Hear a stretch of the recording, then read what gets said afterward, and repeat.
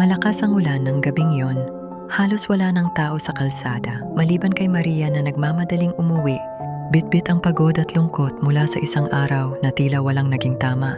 Hanggang sa isang iglap, isang mabilis na sasakyan, isang maling hakbang, isang banggaan. Napapikit si Maria, handang sumubsob sa simentadong kalsada. Ngunit hindi iyon ang nangyari. May dalawang matitigas na braso ang sumalo sa kanya. Pagmulat niya ng mata, isang lalaking basang-basa sa ulan ang nakatitig sa kanya, malalim, seryoso, at tila may tinatagong bagyo sa loob. Miss, okay ka lang? Mahinang tanong nito. Hindi agad nakasagot si Maria, hindi dahil sa sakit, kundi dahil sa kakaibang pakiramdam sa dibdib niya. Yata. Sagot niya habang pilit bumabangon. Hindi yata sapat ang yata, bahagyang ngumiti ang lalaki, pero hindi umabot sa mga mata nito. Kasalanan ko, hindi ako tumingin, hindi, putol niya. Kasalanan ko rin. Saglit silang nagkatitigan at sa sandaling iyon, may nagsimulang mabuo, isang koneksyon na hindi pa nila naiintindihan. Hindi inaasahan ni Maria na muli niyang makikita ang lalaki, pero naroon ito sa parehong kafe kung saan siya madalas tumambay. Nakaupo sa sulok, tahimik, nagmamasid, parang hindi kabilang sa mundong iyon. Lumapit siya, dala ng kakaibang lakas ng loob. Ikaw yung lalaki kagabi? Maingat niyang sabi.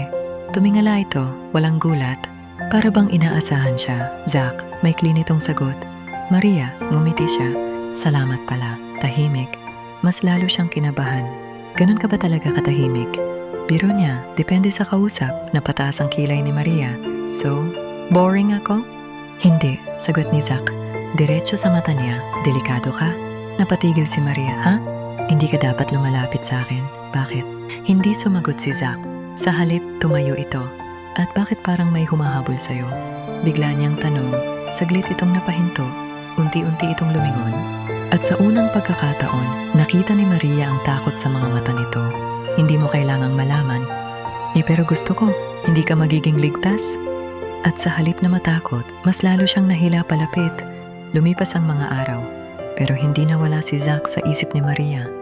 At mas lalong hindi nawala si Maria sa buhay ni Zach. Sa kabila ng paulit-ulit nitong pagtulak palayo, bumabalik pa rin siya. Hanggang sa isang gabi, natagpuan niya si Zach sa labas ng apartment niya. Duguan ng labi, galit ang mga mata. Zach, nag-aalalang lumapit si Maria. Umuwi ka, malamig nitong sabi. Hindi ka okay? Hindi mo problema to. Problema kita. Natigilan si Zach. Lumapit si Maria. Hinawakan ang mukha nito. Dahan-dahan, parang natatakot itong masaktan pa. Sinaktan ka nila, no? Hindi sumagot si Zach, pero hindi rin umiwas. Lumayo ka na sa akin, Maria. Halos pabulong niyang sabi. Umiling siya. Hindi ko kaya. Bakit? Saglit siyang napapikit at saka bumulong. Dahil mahal na kita, parang huminto ang mundo. Unti-unting lumapit si Zach. Masyadong malapit. Ramdam niya ang hininga nito. Mainit sa kabila ng malamig na gabi. Hindi mo alam kung anong pinapasok mo. Pause nitong sabi, alam ko.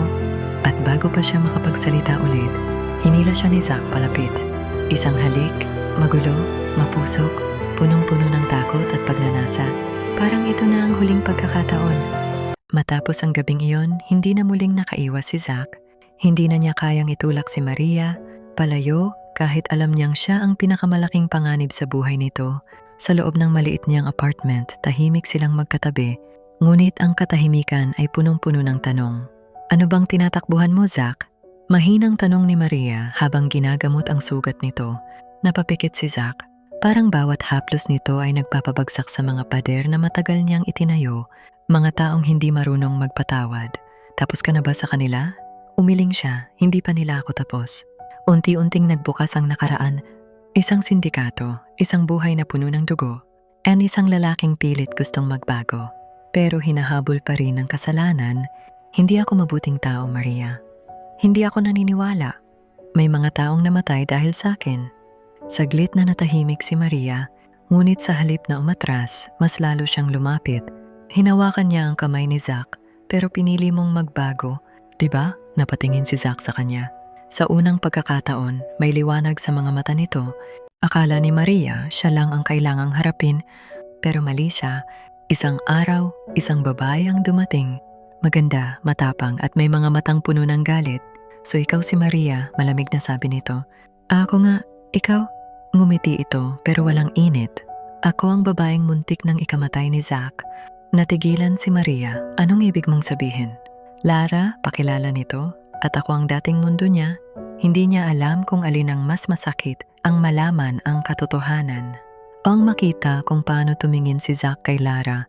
Hindi galit, hindi rin pag-ibig, kundi isang sugat na hindi pa tuluyang naghihilom. Bumalik ka, Zach, utos ni Lara. Hindi ka makakataka sa amin. Tapos na ako, matigas na sagot niya. Hindi ka pa tapos sa akin?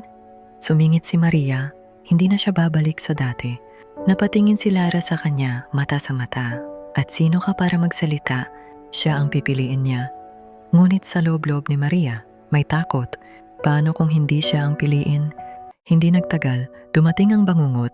Mga armadong lalaki, mga sasakyang walang plaka, mga matang walang awa. At isang pangalan, Zach. Zach, kailangan na nating umalis. Nagmamadaling sabi ni Maria. Hawak niya ang kamay nito, mahigpit.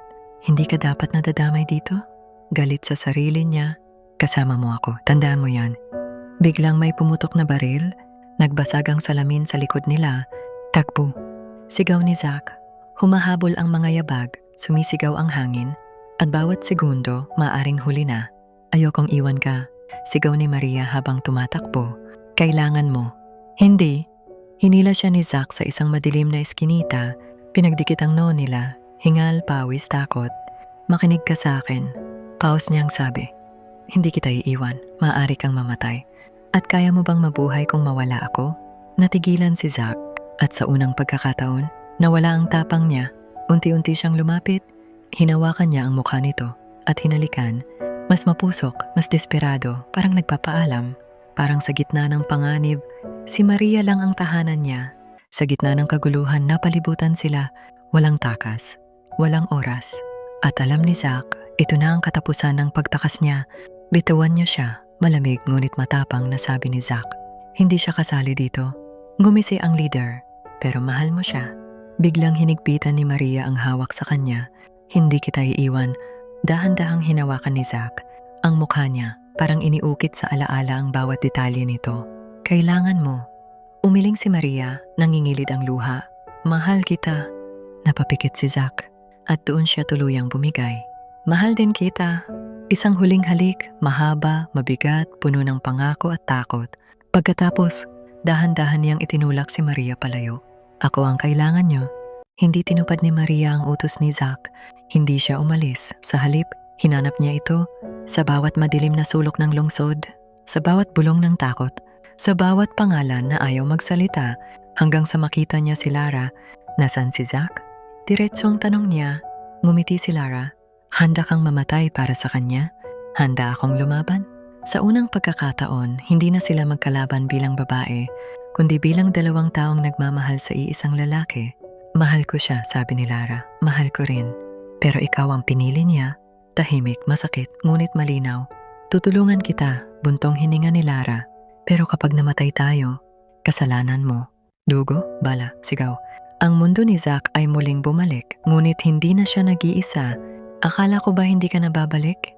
Pangungot siya ng leader, tahimik si Zach. Hanggang sa, bang! Isang putok.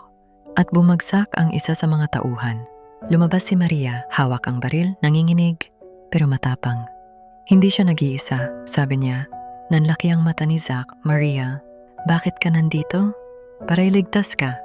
Sumunod si Lara, sanay sa laban, walang takot.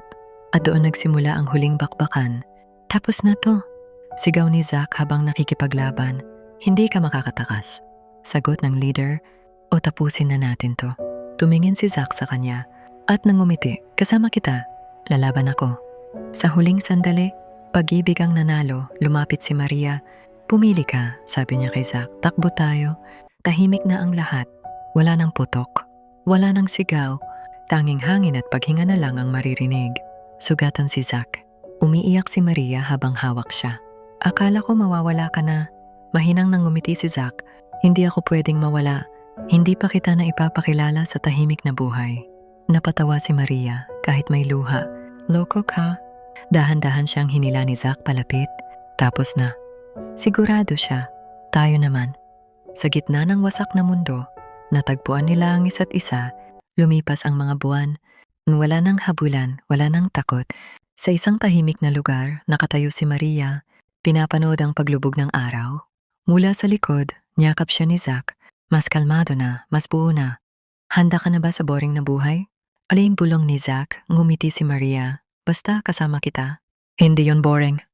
Humarap siya at hinawakan ang mukha nito parang unang beses ulit. Mahal kita. Ngumiti si Zack this time. Umabot na sa mga mata niya. Mahal din kita. At sa wakas, natapos ang laban. At nagsimula ang tunay na buhay hanggang sa kahit anong anino ng nakaraan. Hindi na tayo matitinag.